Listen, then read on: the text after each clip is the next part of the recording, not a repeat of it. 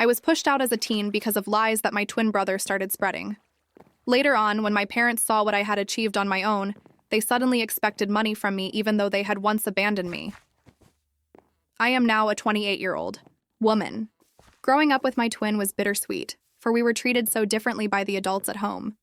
Somehow, my parents believed that my brother was meant for greatness, while I was seen as the troublemaker, simply because I cared more about making friends and playing sports than always sitting down to study. As children, we were always compared to each other. My twin got flashy birthday parties, fun sleepovers, and his friends were always welcome in our home. On the other hand, I was left to feel like an afterthought.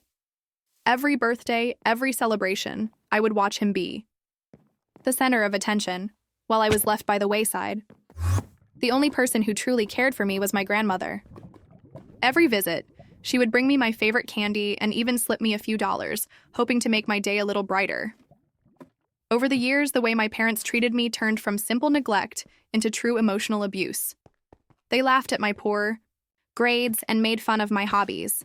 I was good at sports, but they still kept me from joining any teams or clubs, insisting I focus on academics just like my twin. It felt as if nothing I did could ever match up to their impossible expectations. I was constantly reminded that I was the less favored child, and it hurt. Then came an incident during my sophomore year of high school that changed everything. I wasn't caught doing anything truly wrong. I had a social media app on my phone to keep in touch with friends. But my parents saw it as a dangerous distraction. They raged at me, tossing my belongings all over my room, and took the doors off my hinges. From that moment on, they said I would have no privacy ever again while I lived in their house. Watching this happen, my twin brother did nothing to help me.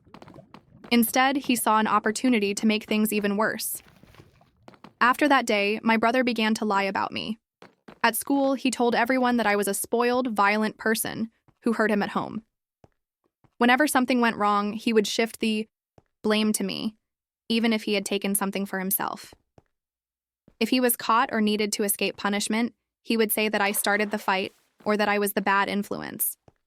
Because my parents already saw me as the problem child, they readily believed his stories. Sometimes he would mock me in front of my friends and make rude comments about how I looked. Despite this, I managed to build a circle of kind friends who saw me as approachable and sincere. They knew me for who I was, not for the harsh labels my twin tried to impose. My brother, however, continued down his path of isolating me further. The jealousy that he felt for my ability to connect with others grew stronger as he struggled to make friends for himself. I remember our 14th birthday party when very few friends came for him.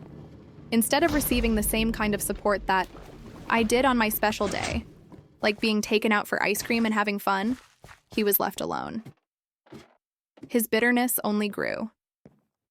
One day at school, I finally asked a former best friend why she had stopped talking to me. With tears in her eyes, she told me everything. She explained in simple words how my twin had been spreading nasty lies about me for a long time. These were not just tales of minor misbehavior. They were serious allegations that painted me as someone I was not at all. I felt betrayed and heartbroken that the person I had grown up with would do something so cruel. The day after this conversation, I tried to face my brother. I walked up to him in the corridor and gently asked him to stop. Instead of apologizing, he sneered and said harsh words that made my heart sink. I wanted to tell our parents, but I was afraid they would listen to him rather than to me. The isolation I felt grew even worse as I realized that even some teachers began to see me the way my twin had described me. Soon the principal called us both to his office along with our parents. My heart pounded as he demanded the truth about the rumors. I sat there, quietly hoping he might believe me, but instead, my brother confidently admitted the lies and accused me of bullying him when our parents were not present. I was shocked, and all I could do was sit silently while my mother cried and my father tried to comfort my brother. That day ended with a punishment I never expected. The principal told me I would be suspended for 10 days to set an example for bullying at school. I begged him not to suspend me, crying out that I had done nothing wrong, but he was unmoved by my plea. I left the office feeling crushed, as if I were drowning in the accusations of others. When I got home that day, things only got worse. My father, with anger and shame in his eyes, started packing my belongings. I was confused and terrified. My mother tried to stop him, but my father shouted that I had already hurt our family by being who I was. I fell to my knees, pleading silently for them to listen, but my father tossed a suitcase into the hall. In that moment, I was truly alone. My grandmother soon arrived, and she gathered up everything I could carry. With tears on her face, she took me into her car.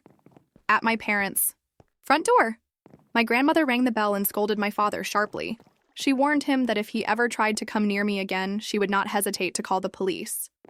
Even though my mother tried to say it was all my fault, my grandmother stood up firmly for me. For the first time, I felt that I was truly loved and protected. That night, as we drove away from the house I had once called home, I wept bitterly, both for the future and for the loss of the life I had known. In the safety of my grandmother's car, I began to realize that I deserved better than to be treated as less than I was. I worked hard to put my painful past behind me, and finally, I graduated from high school with good grades. I dreamed of college, a place where I could be free from the judgment and constant comparisons at home. When I went to college, it felt like stepping into another world. There was no one watching over my shoulder or keeping score of how I performed against some imagined standard. At college, I discovered the joy of freedom. I met people who cared about me simply for who I was. I joined clubs that fit my interests, from sports to creative writing. I even decided to start writing again, something I had secretly loved since I was a child. Slowly, my skills developed, and I started taking on freelance writing jobs. I built a portfolio that helped me get noticed, and my work started appearing on various websites. This small side hustle allowed me to become financially independent, all without turning back to the family that had once pushed me away. It was in college that I also began to attend therapy sessions. Talking to someone who could understand my pain helped me heal in ways I never thought possible. Through therapy, I learned to forgive myself and to build up a new sense of self-worth. Little by little, I began to feel the wounds of my childhood closing up as I built a life of my own choosing. One day, after a big freelance project, I was invited to speak at a seminar about building a successful career as a writer. I was nervous, yet honored. Standing in front of a room full of students, I recounted my story, the bullying, the lies, and the struggle to make it on my own. I reminded everyone that we all have a past, but it does not have to define our future. Sharing my experiences was like releasing a heavy burden. I felt empowered for the first time, and the positive messages I received afterward showed me that my story could help others. In the months that followed, my content writing work grew steadily. I started receiving emails from strangers asking for advice on launching their own careers. Even some of my former teachers reached out to tell me they were proud of the person I had become. It was amazing how the very skills I had once been denied were now my pathway to success. As I made strides in my career and built a network of clients and friends, my family drama caught up with me. Out of the blue, I received a call from my mom. It had been years since they had reached out, and I was both curious and nervous. My father and mother had heard about my growing success, and they thought that maybe I would help them with some family expenses, specifically funding a long-discussed renovation of our old house. I was skeptical. After all, they had abandoned me when I was hurting the most. When I answered the phone, my mom congratulated me on my achievements and then, without much preamble, asked if I would lend them money. I was stunned. How could they dare ask for help after all those years? My voice trembled as I told them that I had no intention of giving them a cent, until something was made right. I decided then that I was not going to let the past be forgotten without giving my family a piece of my mind. I told them that if they wanted my financial help, they needed to admit something publicly first. I demanded that they acknowledge that my twin brother was the one who had spread the false rumors that had destroyed my reputation. They must make it known to our relatives and friends that the hurt and pain I endured was not my fault, but rather a result of his selfish lies. My parents were shocked and angry. My dad even tried to tell me that we were family and that I should not care about who took blame. But I stood firm. I would not give in to anyone's demands until I saw real accountability. I recalled the nights I spent crying alone, the hurt of being ridiculed in school, and the countless moments I had to swallow my tears while my brother's lies grew louder with every passing day. I refused to let those memories be erased by silence. That day, I wrote a long email to our entire family. In it, I detailed the neglect I had suffered, the constant comparisons, and the cruel rumors that my twin brother had spread. I explained how I was driven out of our home, how my grandmother rescued me, and how I managed to create a new life for myself despite all the odds. I even attached a screenshot of a text my brother had sent me, a confession of sorts that showed his true colors. I sent the email knowing it would cause a big stir. It has been a whirlwind week since I sent that email. The support I've received from distant relatives and friends has been overwhelming. People I never knew cared have reached out, apologizing for not seeing the truth sooner. My parents have been bombarded with criticism and finally have started to listen to those around them. Even though my twin sent me one mean message saying things like I should just forget the past, I know that many now see his words as just another lie. My grandmother stands by me, and her unwavering support reminds me that I am not alone. A month later, the reaction from my family has been dramatic. My parents finally admitted to some of the critics that they had treated me unfairly in front of everyone. The tension in the family has created a rift that may never fully heal, but at least I have spoken my truth. I have also spoken to a lawyer who sent a cease and desist letter to anyone who contacts me with abuse. I no longer wish to be held hostage by the past, and now I can focus on building my future without fear. My work as a writer continues to flourish, and I even took time off recently to enjoy long walks in the park with my grandmother, learning about her favorite plants and stories. That time spent together is now my treasure. 2 months later, I can honestly say that I feel free. My freelance writing business has opened up opportunities I never dreamed of. Invitations to speak at seminars, podcasts, and even a local TV interview have confirmed that I have found my voice. I have learned through therapy to let go of the hurt and to forgive myself. My relationship with my family remains strained. They have not contacted me since the lawyer's letter, but I am at peace with that. I have finally built a life that is wholly mine. I know that the wounds of my childhood may take time to heal completely, but every day I feel more confident in who I am and in the future I am creating for myself. Looking back on my life, I see a long road filled with pain, loneliness, and deep hurt. I remember nights filled with tears and days when I felt invisible at home. I recall how my twin brother's false words turned my life upside down, and how my parents' constant comparisons made me believe that I was never enough. Yet in that pain, I also discovered the strength I needed to stand on my own. I learned that even when those closest to you break your spirit, the kindness of strangers, the love of one brave person, and the spark of self-belief can help you light a new path. Today, as I write this story down, I stand proud of the person I have become. I am a self-made woman who turned sorrow into strength and isolation into independence. I have built a career that gives me freedom, and I travel the world when I can, always carrying the warmth of my grandmother's love in my heart. I continue to share my story so that others who have been hurt can see that there is hope beyond the darkness.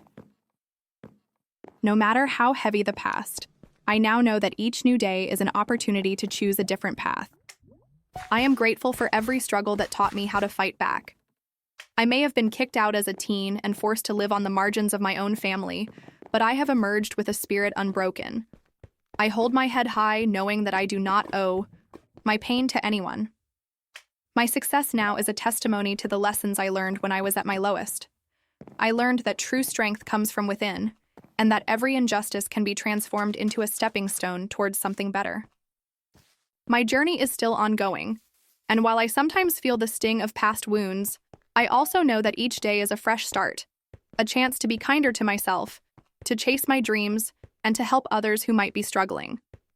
I share my story in the hope that someone somewhere will find the courage to speak out and change their own life, just as I did. And though my family may never fully understand what I went through or the toll it took on me, I have finally found a home within myself, a home that no lie or abuse can ever take away. This is the story of how I transformed a painful past into a future full of promise and self-reliance.